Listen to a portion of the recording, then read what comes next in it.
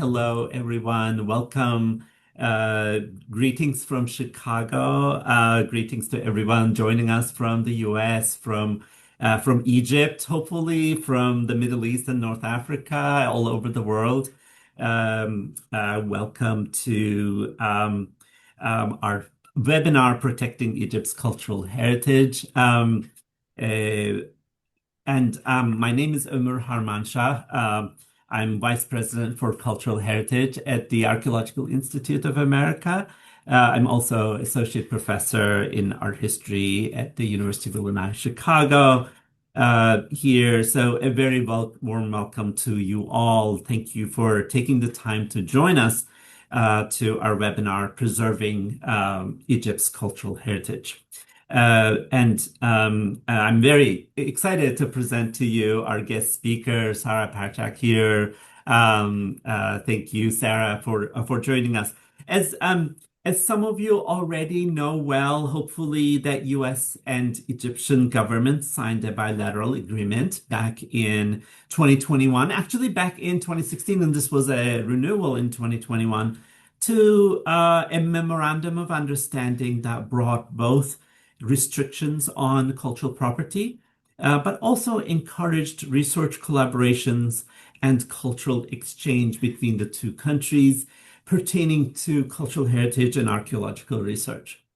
So the government of the Arab Republic of Egypt has requested a 5-year extension of this bilateral agreement, which will be discussed in the upcoming meeting of the Cultural Property Advisory Board, CPAC, scheduled for March 3rd to 5th in 2026, just a couple of weeks' time from now. So we're here to advocate for this renewal and encourage our participants, AIA members, non-members, enthusiasts, to academics, professionals, to submit letters of support and submit comments about this MOU. The Department of State would like to hear from you.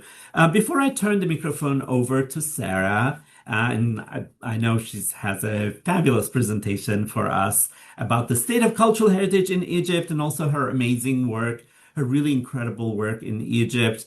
But I want to take a few minutes, if that's okay with everyone, to share with our audience a few quick tips and guidelines about crafting an effective and impactful letter to be submitted to the Cultural Property Advisory Board. So let me share my screen here real quick, and we'll get started.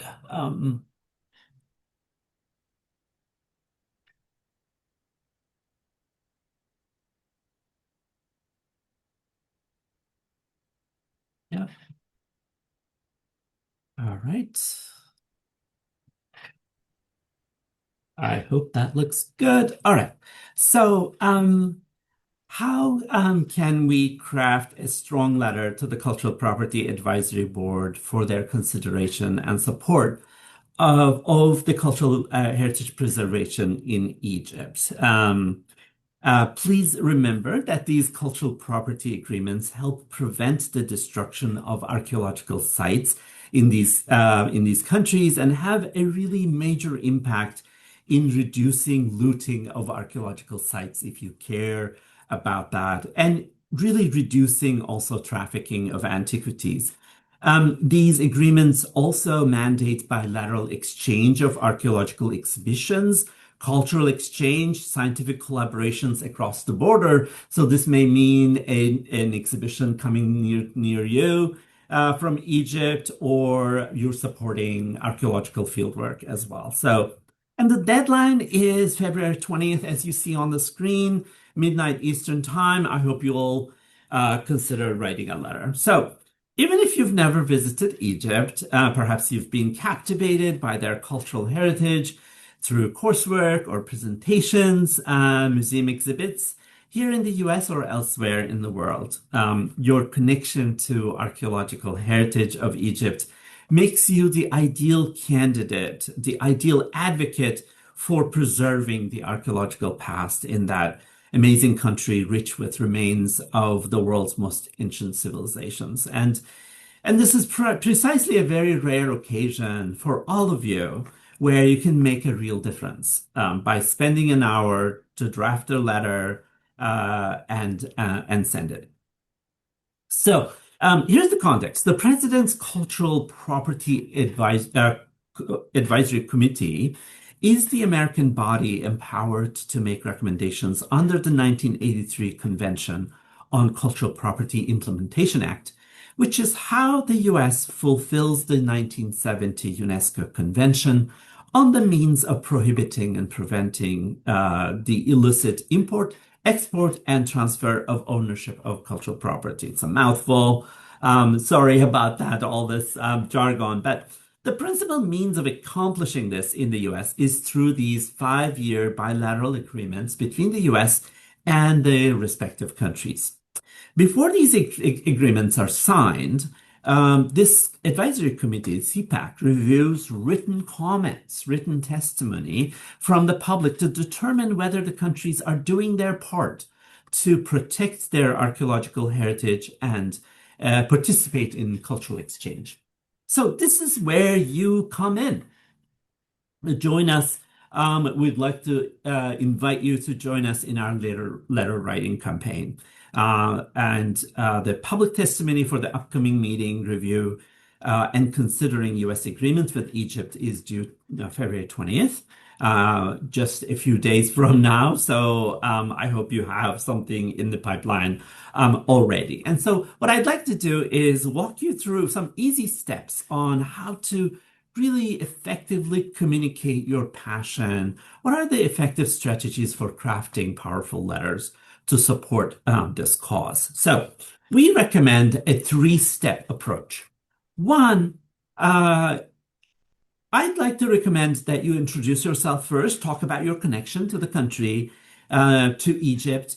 CPAC really values the personal connections that you have, the real experiences of archaeological sites, museums, if you've seen them, exhibitions. Your sharing of firsthand experience is probably that has the most impact on the committee's deliberations.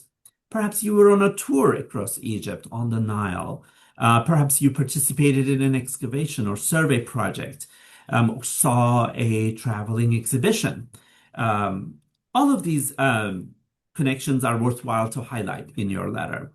The committee would also be interested to hear from you if you feel in any way that cultural patrimony in the country is at risk from pillage of archaeological sites. If you have any experience about that risk sometimes comes from, mainly from looting and trafficking of antiquities, but also from infrastructure projects and urban-rural development, climate change, various disasters such as earthquakes and wildfires that we've been seeing around the world happening a lot.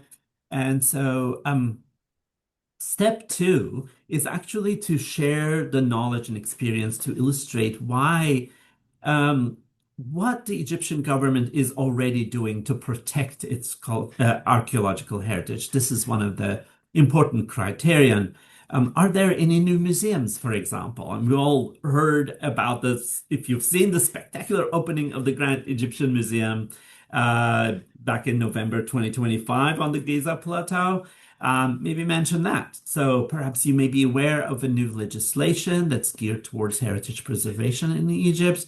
Any heritage processes or institutionalization, new museums, new exhibitions will align well with the heritage preservation goals or strategies that would work well in this section. So those are powerful points to raise. And finally, third point is end your letter with expressing your support for the bilateral agreement, which is often referred to as an MOU, a Memorandum of Understanding between the two countries. Here, it may be helpful to point out that the MOU will be in the interest of the international community. So CPAC is very interested in to hear how and why it is relevant to the global communities in preserving Egyptian heritage, and also and also to increase research on this body of archaeological heritage and to assure preservation of sites and museums. So, yeah, that's about it. And so submit your letter via regulations.gov. And we have the links on our AIA webpage for the advocacy page that you can access through AIA's website. And letters, you can write your letter, type it in a box, or you can upload it as a PDF as you like if you're more ambitious. Put it on a letterhead if you're affiliated with an institution.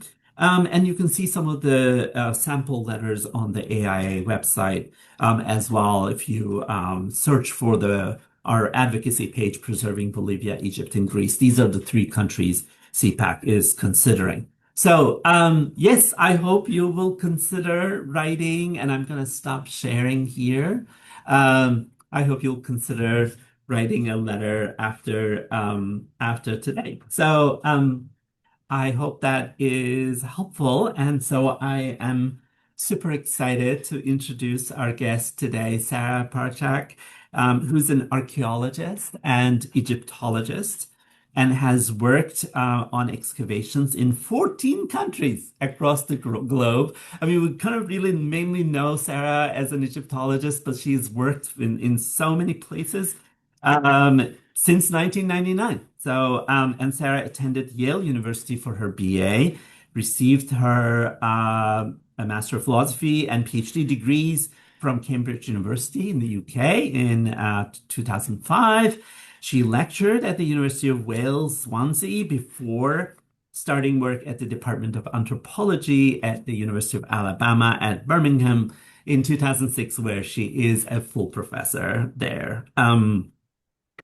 So Sarah is the author of two important monographs. She's the author of Satellite Remote Sensing for Archaeology, published by Routledge in 2009, and Archaeology from Space, How the Future Shapes Our Past, published by Henry Holt in 2019, which won the Phi Beta Kappa 2020 Book Award for Science, as well as many peer-reviewed academic papers. And I'm really excited about Sarah's work, who's both a professional archaeologist and the kind of public-facing work that she does with archaeology is really incredible. The Satellite Remote Sensing for Archaeology book is the first comprehensive overview of the field of satellite remote sensing for archaeology and how it can be applied to ongoing archaeological field projects across the globe. I know the book is incredibly helpful to me. It has been. She's an Explorers Club Fellow and National Geographic Society Explorer, a Young Global Leader, a Fellow of Society of Antiquaries, and a TED Senior Fellow, and winner of the 2016 TED Prize, 2016 recipient of the Smithsonian Institute American Ingenuity Award, a 2018 recipient of the Explorers Club Lowell Thomas Award. It goes on and on. It's really incredible to actually go through these amazing recognitions that Sarah has received. A 2020 recipient of She's a 2020 recipient of the Roy Chapman Andrews Society Distinguished Explorers Award, and a last but not least, a 2020 Guggenheim Fellow. Congratulations, Sarah. It's really such an incredible career you have.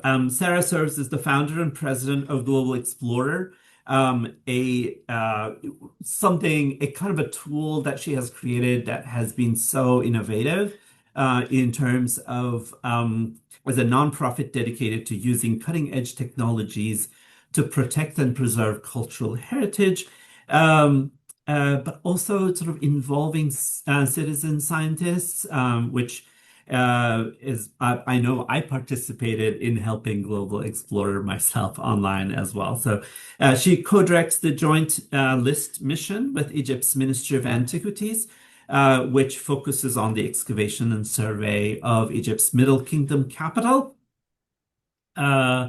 Her research has been featured in multiple BBC Discovery Channel and PBS Nova documentaries, and she was interviewed regularly at four national print media such as Science, Nature, National Geographic, CNN, BBC. Sarah's research has been featured in two major international BBC Discovery Channel documentaries, Egypt, What Lies Beneath, and Rome's Lost Empire. She has worked with NASA and US State Department and has collaborators across the globe and given over 150 talks to a range of audiences worldwide. And so Sarah is actually a perfect choice for today's conversation. Thank you, Sarah, for making the time to join us, and I look forward to your presentation. Thank you for that somewhat embarrassing introduction. Too kind.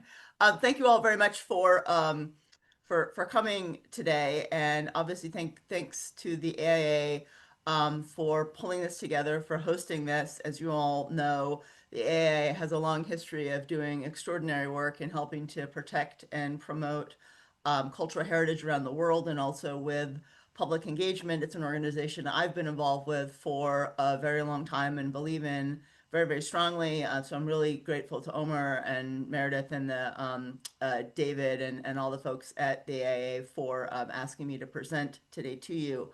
So what I hope to do in my presentation, it's sort of a general overview of the current state of archaeology and Egyptology, and to give those of you that maybe have not spent as much time there, or perhaps if you've gone there on a cruise or as a tourist, maybe you didn't quite get the perspective of how archaeology in Egypt works in terms of permitting, in terms of ongoing projects, in terms of concerns. The other thing I want to emphasize, of course, is I certainly do not speak on behalf of the Ministry of Antiquities or the Supreme Council of Antiquities. I've been very lucky to have worked there for over 25 years. Myself and those of us who are lucky enough to work in Egypt get our permission from the Supreme Council of Antiquities. So everything I'm sharing with you today is in my capacity as someone who was permitted to work in Egypt, and someone who, of course, has done a lot of work on behalf, not on behalf of, but at the request of the Ministry of Antiquities, both at Lisht and at Karnak Temple, which unfortunately I don't have time to share with you today. But what I really want to do, though, is just give you a broad overview of some of the concerns as well. In other words, why do we need to renew this bilateral agreement now? Because not only does Egypt have to meet specific recommendations or sort of on a tick box, which I'll go over today, but also I feel very strongly in this current moment that we in the US have a responsibility to helping Egypt in the process of being a stakeholder in the future of the archaeology there. So let me go to sharing my screen with you and turning that on. There we go. Oops. Go back to the beginning. Sorry. Forgot to hit start. Okay. So as I said, as Omer said, I've been very lucky to work in Egypt since 1999 at this point. I've worked in multiple sites in the Egyptian Delta, in Sinai. A huge part of my PhD was focused in Middle Egypt at the site of Tel El Amarna, working with Professor Barry Kemp, recently passed away at Cambridge University. Also at a big survey in the Eastern Egyptian Delta. I've been lucky to work in the Fayum and the Western Desert, in the Pyramid Fields, in Luxor, and also collaborating with a number of our colleagues, both within the ministry. I often get requests for sharing satellite data for any potential subsurface sites or features to assist them in their ongoing excavation work, and also with maps of my colleagues. So I feel I have a pretty good understanding of the landscape of Egypt. I've been all over the place. I also want to give you a sense too today of just how much the Ministry of Antiquities has changed, especially since the late 1990s to early 2000s.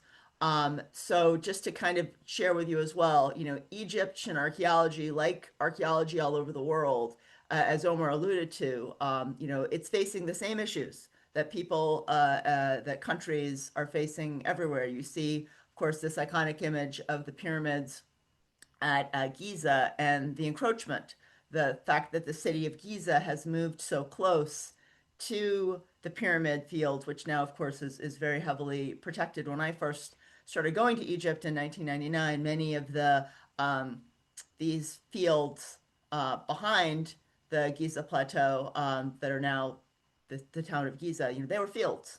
So this is an issue everywhere. Climate change, Egypt's rising water table. This is a major issue. We see issues with flooding, especially in places like Alexandria and Cairo. So it's easy to point a finger, but the truth is these issues are global. Climate change is a global issue that impacts, especially in places like Egypt, far more disproportionately. They're just not used to getting large amounts of rain. It's something that happened in antiquity, but ancient Egypt got its water from Nile flooding.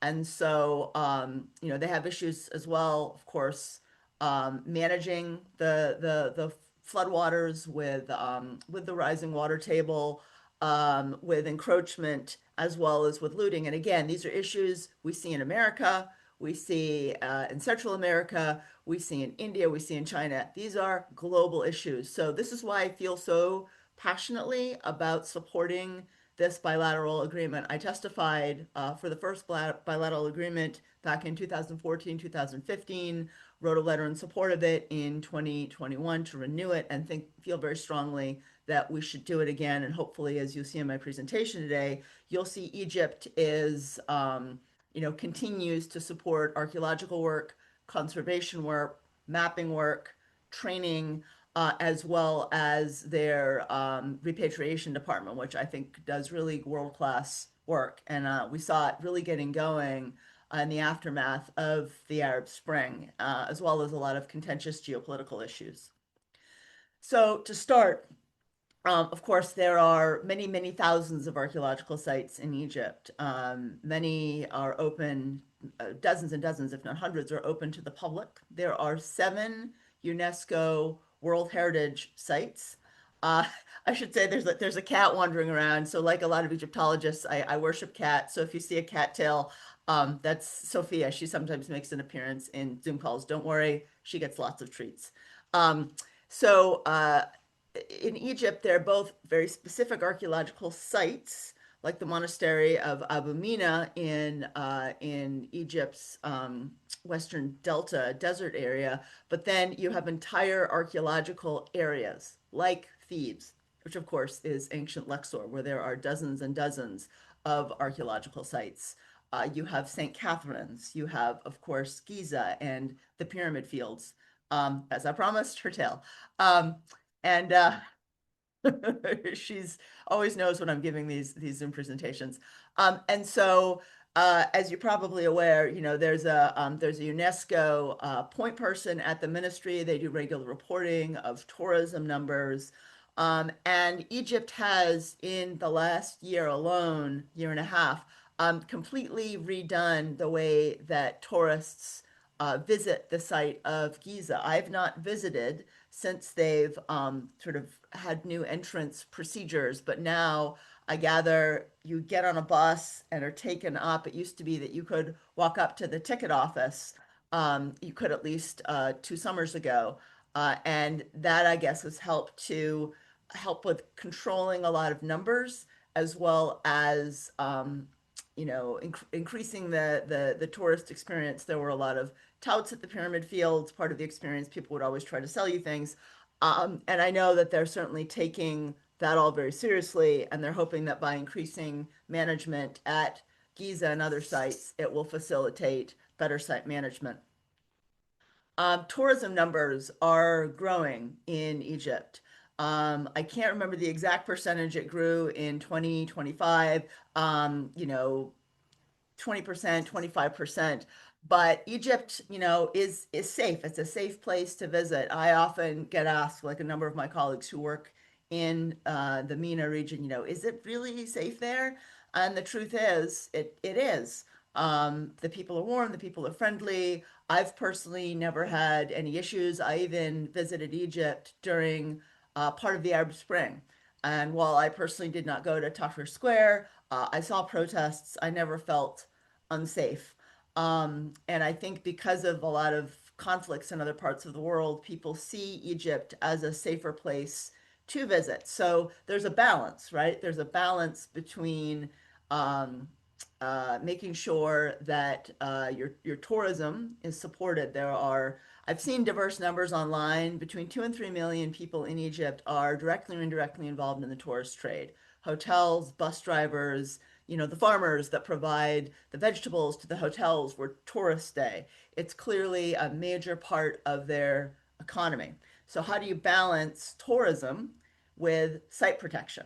And again, this is an ongoing issue all around the world, right? Big sites like Machu Picchu, like Tikal in Guatemala, obviously Machu Picchu in Peru, the Great Wall of China, all over the world, heritage management professionals are having discussions about how do you open these sites to tourism while protecting and preserving cultural patrimony. And this is not easy, and we're all still working on it. We're all coming up with new ideas. Um, so all this to say, Egypt has both tourism and heritage as dual considerations, and that's why it's both the Ministry of Antiquity, Tourism, and Antiquities. It's not just antiquities; they go hand in hand. Um, there are over 300 active archaeological missions working in Egypt right now, um, both Egyptian and foreign. There are foreign missions from Canada, from the US, from South America, Japan, China, Europe, indeed, all over the world. And if you want to apply for one of these missions, you typically coordinate directly with the Ministry of Antiquities. You submit a very detailed application, sort of your scientific proposal.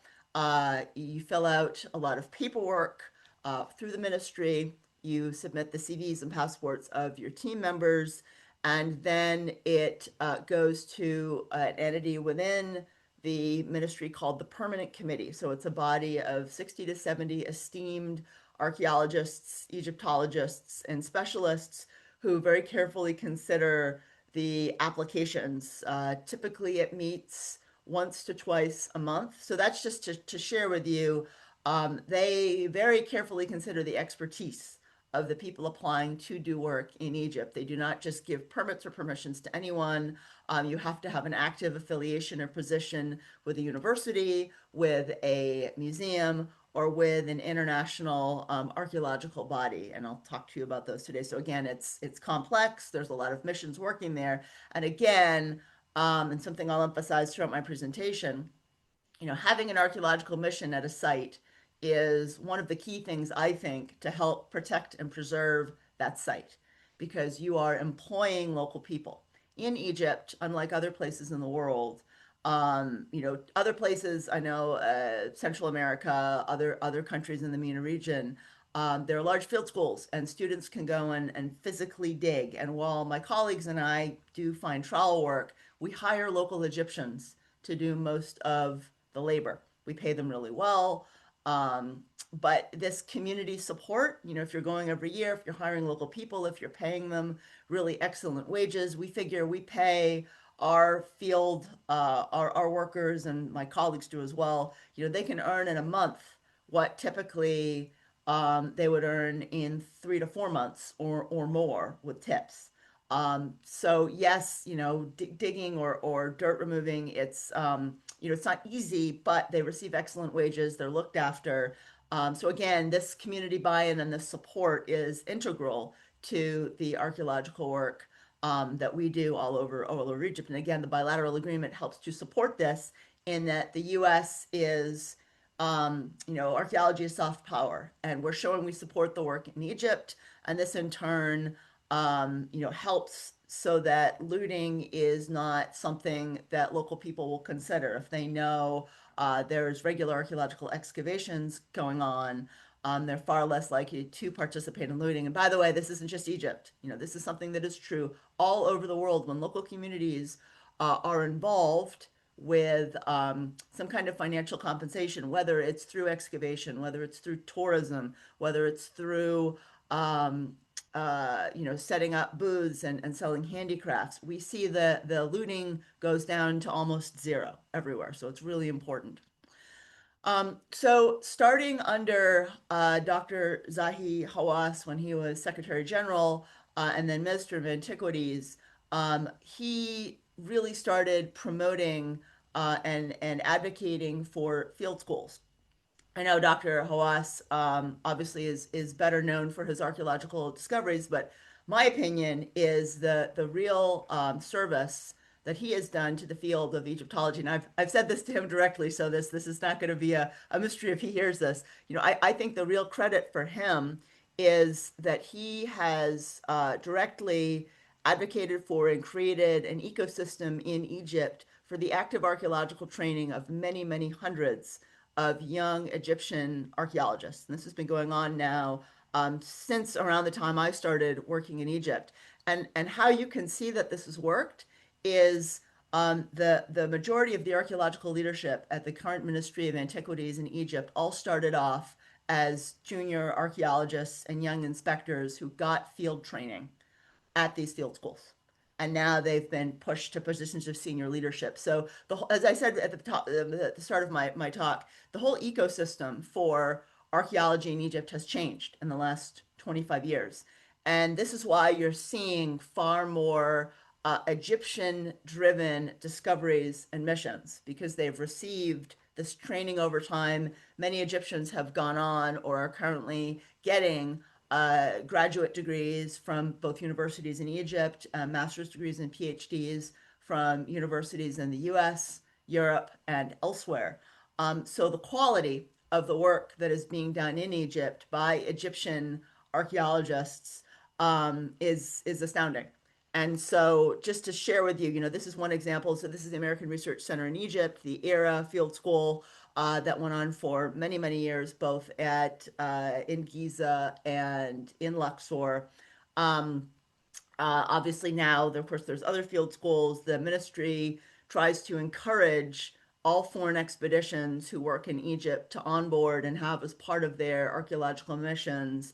It may not be an official field school, but certainly to have on your team young Egyptians that you can train. And certainly every season we've worked at Lisht, we have had young Egyptians. We did a field school one season.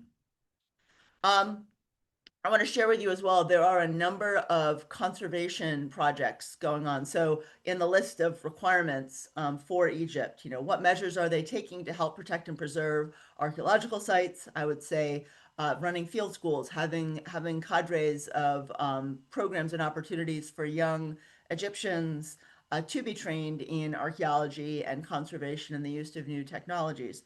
Also, at a number of temples and sites all over Egypt, there's active conservation work going on.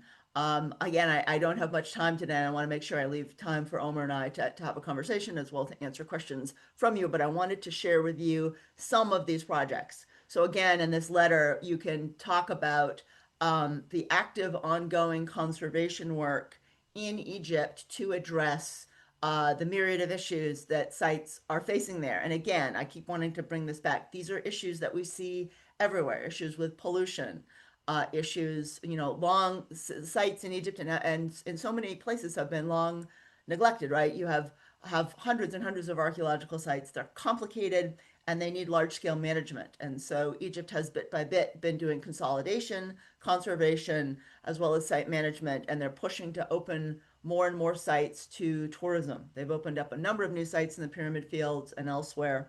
And they understand the importance. Again, if you open a site to tourism, yes, tourists visit it, but you have to get it to a certain standard.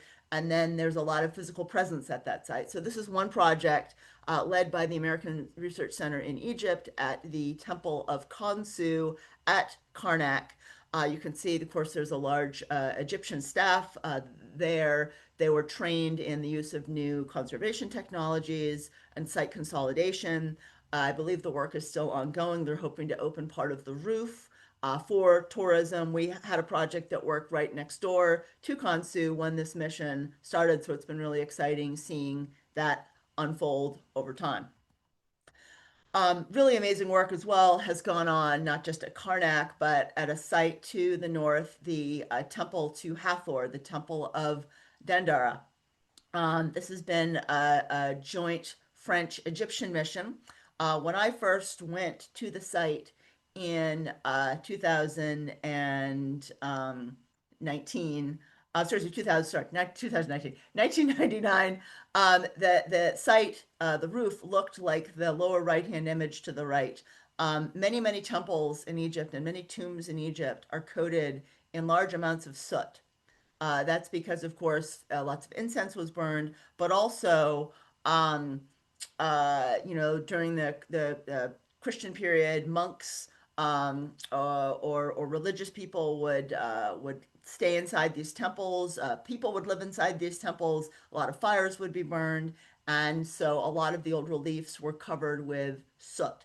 And so this is why you've seen active campaigns, active efforts by the Ministry of Antiquities to collaborate both with foreign missions and also via their own conservation department in doing consolidation and conservation. And you end up seeing this radical transformation of reliefs. I've seen, at Luxor Temple, Karnak Temple, Dendera, Edfu, Esna. You're seeing this at temples everywhere, and temples that look like they don't have much color. Even Karnak Temple, they just opened up, I believe, in one of their first pylons. I did not realize just how much color was left. And they've done a serious consolidation effort right on the first pylon, right as you walk in. And it's amazing. Even it looked like this for a very long time. And now it's beautifully been conserved. So again, sharing with you for the purposes of letter writing, this very active, very purposeful conservation and consolidation efforts. So it's not just about protecting sites from being looted, it's about conserving them and protecting them long term. And that is certainly a strong part of the Ministry of Antiquities mission. So again, it's very complicated. As Omar said as well at the start of his presentation, the Grand Egyptian Museum has just officially opened. I've had the chance to go a few times. It's really amazing. There are 12 galleries, I believe, open. There are over 100,000 objects that are there, including new tuck galleries. And it's very open. There's a lot of light. And really importantly, there's new state-of-the-art conservation galleries and new recording systems. So Egyptians are being trained. There's new up-to-date methods for archaeological preservation, for object conservation. And given that it's just open, there's a lot of room for collaboration. There's a great new energy, specifically within the museum sector. And by the way, which I don't have time to get into, you can see there's a lot going on in Egypt. There are many new museums that have opened throughout Egypt, in Middle Egypt, in the Delta, in Sinai. I've had the chance to visit some of them. So again, there's a very active push to to create new places to showcase what's been discovered in Egypt. One of the criticisms, and by the way, again, all over the world, this is something we see. There are millions of objects in storehouses all over Egypt. How are they being documented? What is their state? And again, it's really difficult. It's really difficult. There's new cameras that have been installed. There's new storehouses that have been built. But new museums are a way to help showcase some of these new discoveries. So the other group that I've had the pleasure of being involved with, Egypt's Department of Repatriation. They have repatriated tens of thousands of objects over the last 25 years. You see, of course, a lot in the paper, this desire to bring back Nefertiti and the Rosetta Stone, and I don't have time today to discuss the complexities and the nuances of you know, how and when and why and where those objects were taken out. Um, Complicated, and there's of course the long legacy of colonialism. And it's not my place to again to advocate for the Egyptian government, but I can say certainly in the instance of Nefertiti, the head of Nefertiti from Amarna, that was removed from Egypt under really sketchy circumstances. The excavator at the time uh, masked her and hid her beauty from the inspectors. So it was done in a really, really shady way. Rosetta Stone, again, it's complicated. But the great work that they do is in tracking objects that are taken from Egypt. So there are dozens of ports along Egypt's coast. Smugglers will loot sites and then remove them, often in small boats. They'll go to Dubai randomly. A major international hotspot for site looting is in Thailand. I had no idea of this years ago when I started doing this research. The laws there are different. So again, in helping to support this renewal of the bilateral agreement, you and we are helping to support site protection. We're lessening the desire for people to loot sites because there's simply not a friendly space for it here. I'll talk a little bit about uh, some issues here in the U.S., which again make it much more important to support the bilateral agreement. But again, another instance of another in the list of requirements for Egypt, are they actively working to work in looting reduction and in repatriation? And yes, there are a number of very talented Egyptian archaeologists who are very actively working in helping with um, archaeological object repatriation. Again, it's not an issue that we see everywhere. Looting, by the way, has gone on in Egypt for thousands of years. Everyone thinks Tut's tomb was intact, but even Howard Carter noted when he was recording, of course, the many thousands of objects from Tut's tomb, there were unguent jars, and you could see the finger scoop marks from when the people were in the burial party, and they had actually scooped out the unguents that had been there, which actually may have been drugs. There's a new study that's just come out. So anyway, it's I'll have to share that information because it's a great story. But anyway, it shows you people were stealing stuff going back thousands of years from sites. So looting is not new.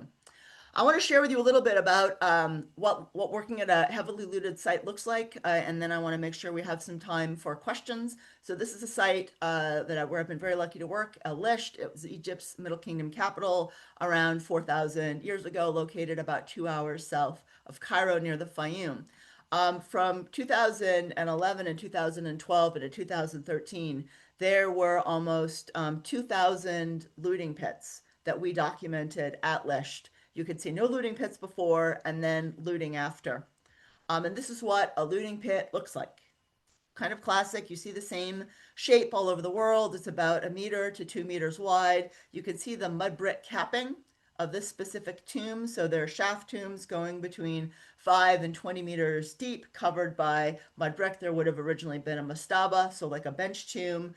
These would have been the officials that lived and worked at the Middle Kingdom capital of Ichtawi, which was built by the two kings whose pyramids are at Lisht, Amenemhet I and Senwosret I. So just thousands and thousands of tombs there. The looters attacked it. We've talked to a lot of local people who have worked on our digs, who, by the way, were participating in the looting of the site. And since we started working at Lisht, the looting there has virtually stopped.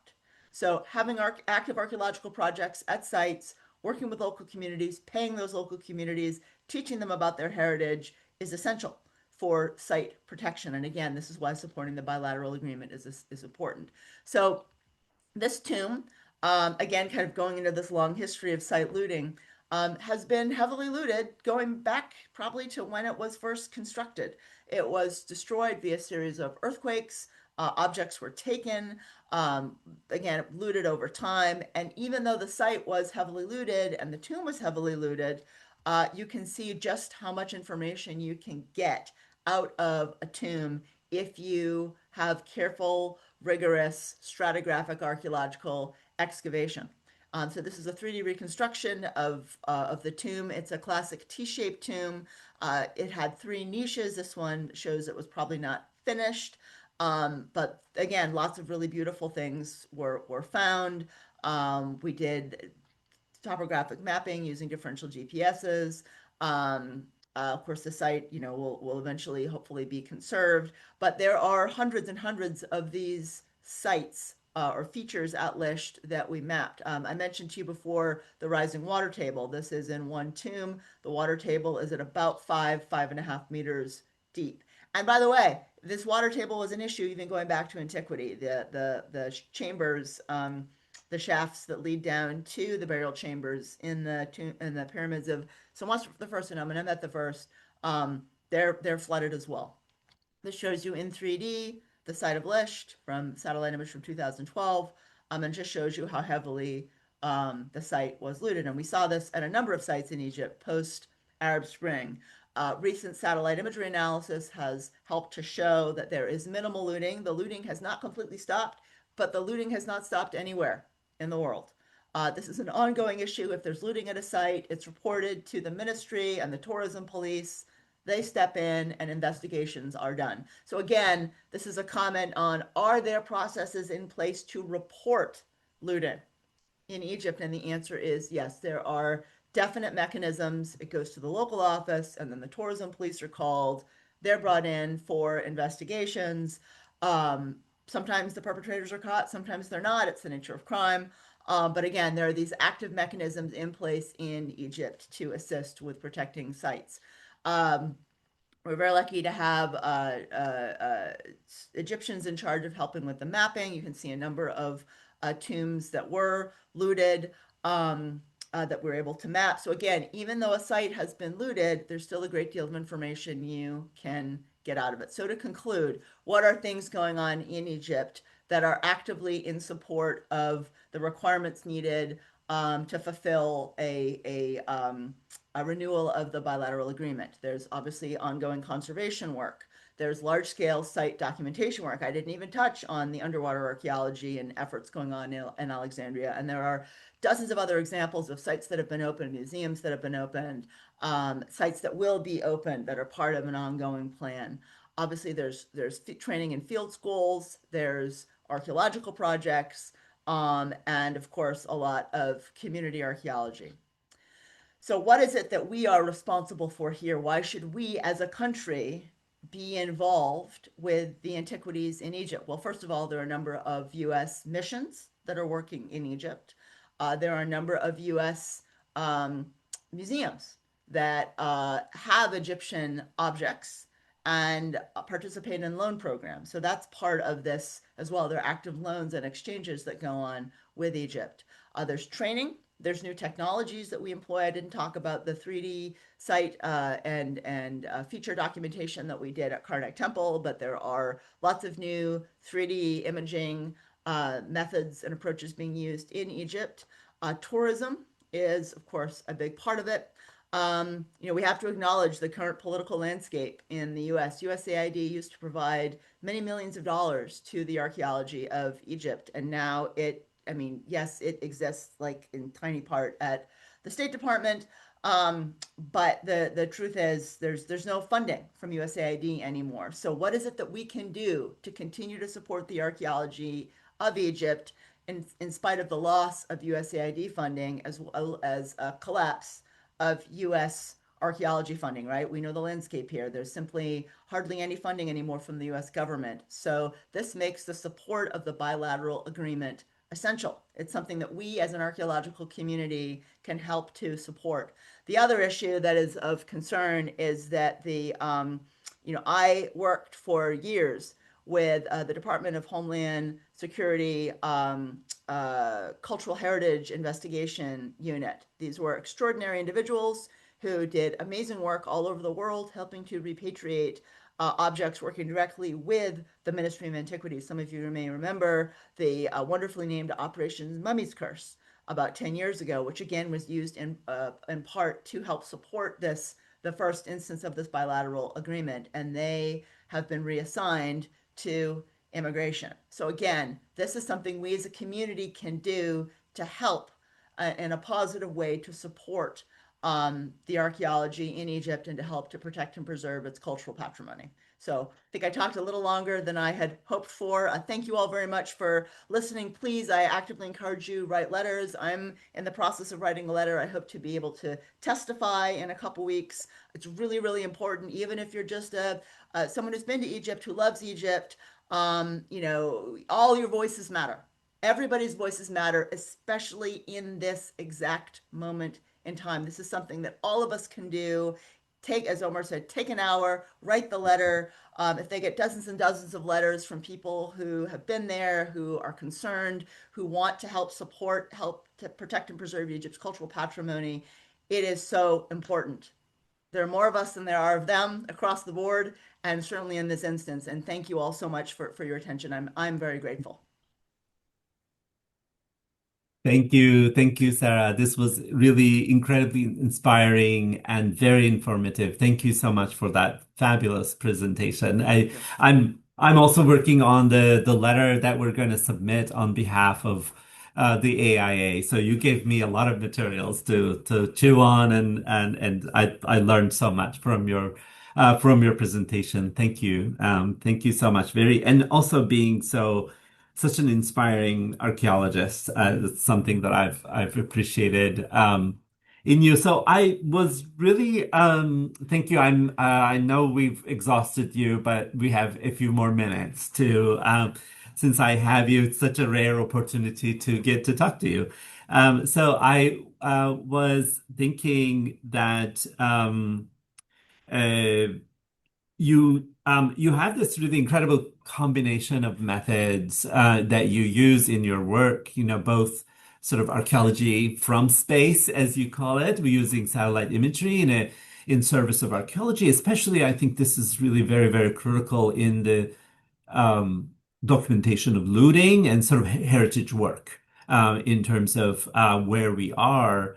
And so you're really the best person to kind of really see this.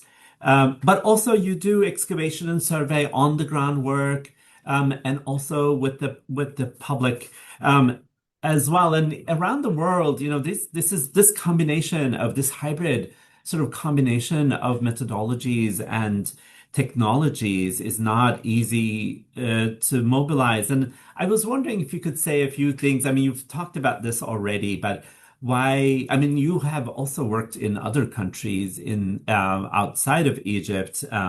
You've done this kind of work as well. But if you could say a few words about why Egypt is really how is your experience in Egypt to actually being able to use these different kinds of methods? And sometimes certain governments are not, are not so welcoming, and Right. satellite images can become a little bit sort of contested. I don't know if you don't mind sharing No, no, some of just happy that. to know. And I think things have changed, right? I think when I Mhm. started doing this work, and so many of our colleagues, Jessica Sana, Jason Orr, Yeah. in Central America, Francesco Strato Belli, Marcelo Canuto, on and on and on and on. Just amazing people doing this work around the world. And certainly now, of course, so many young scholars and grad programs or early career scholars. So I feel like it was a little edgier when I Mhm. started, but Mhm. now everyone has Google Earth in their pocket, and you can be like, yeah, I have it here. Yeah. I'm not a spy. We all have Google Earth. We all have access to satellite images. And now the market's changed. When you and I were in grad school, there was Digital Globe, right? They were this new Yeah. company that was providing high resolution satellite Yeah. images, and they were very expensive. And I was very lucky to get a grant to get one image. Mhm. Now there are companies like Planet Labs that Mhm. are taking, they've got dozens of small mini sats, they're called doves, and they take global daily images of sites at a resolution of 50 centimeters. Mhm. So Yeah. it's gone from paying thousands of dollars for a satellite image to paying, I don't know, $100. Yeah, I want an image of this place tomorrow, Mhm. $100 or whatever it costs. And you can get data, whether you need it every day, whether you need it every week, whether you need it every month. So the snapshots that we're able to get now of sites at a high resolution And now, I know AI is Mm. controversial, and I feel like people conflate AI and large language models. I've been using LLMs forever in remote Yeah. sensing. So have all of us who do remote sensing. It's not Yeah. AI, so put that to the side. But using LLMs, training them specifically Mhm. on looting detection. And I wrote a paper with colleagues at Dartmouth about 7 or 8 years ago on using large language models to detect looting pits, and other people have written papers as well. It works really well to identify Mm. looting pits. So if you can train models to map out where there could be looting hotspots or doing emergency site management, the landscape has changed. And I feel like governments now, especially since so many of them rely on satellite imagery, on Mm. LLMs, there's a lot more openness to new Mhm. technologies in a way that there wasn't even 5 or 6 years ago. And if I hear it now, I'm like, really? What century are you living in? Come on. Yeah. And Yeah. even, in Egypt, certainly the mentality has changed. Mhm. Young archaeologists who are working now, they crave new technologies. They know, computer programming, computation, LLMs, big data. Those are roads to jobs. And so there's a lot more welcoming, I think, of big technology. But yeah, it's hard everywhere. There are older people who are still in charge, and this isn't Egypt. I'm talking around the world, and people are just uncomfortable with new technologies. I mean, we see it in the US, right? There are still professors in departments of a certain age, of a certain generation, who are just still suspicious. But I remember years ago at a conference, I had this, I'm not going to say who it is, because a luminary in the field of archaeology who was a little more against using new technologies. And I gave a Mhm. talk. It may have been an AIA type presentation. And he came up to me after my presentation, and I thought, oh no, he's going to yell at me. And he said, I'm going to go do some Google and map some sites. I'm like, you go do Yeah. some Google. But it's good. It's changing, right? So again, Yeah. yeah, I feel like the landscape's different now. Has changed a lot. I couldn't agree more with you, Sarah. Actually, when I'm doing field work in Turkey, we meet farmers, villagers, and they actually, having printed out satellite images or Google Earth images, are actually such a great bonding moment Yep. because they are. Farmers now are actually using satellite imagery themselves and Right. actually like understanding their landscape, understanding their fields.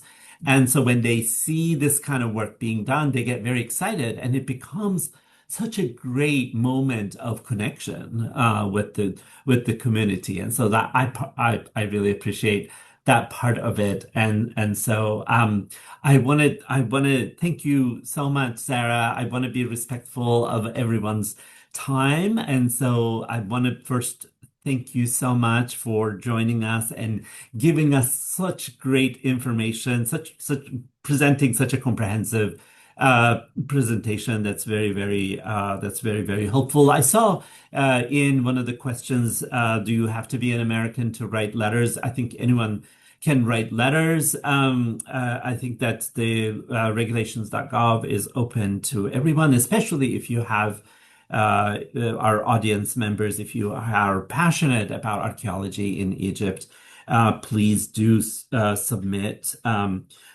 your letters. I want to close out by saying we had a really wonderful webinar last week on Greece for the same purpose. And our colleagues, we have some colleagues from the Greek Ministry of Culture as well. And one of the fascinating things that they said was really how these MOUs are so important in making possible a kind of collaboration between archaeologists, museum professionals, people who work for the local ministries, local government, who issue permits and support archaeology, and lawyers and cultural heritage professionals. How this kind of bilateral agreement is just really makes a lot of this kind of work possible, and good stewardship of archaeology. So I will. I'm really grateful to you, Sarah, and I want to thank our staff at AIA who has put together the background work, the true legwork, of this seminar, Meredith, David, and Abby. But I also would like to thank all of our audience members who participants who spent the hour with us. So thank you all so much. Have a wonderful rest of your day. So Thank you. thank you.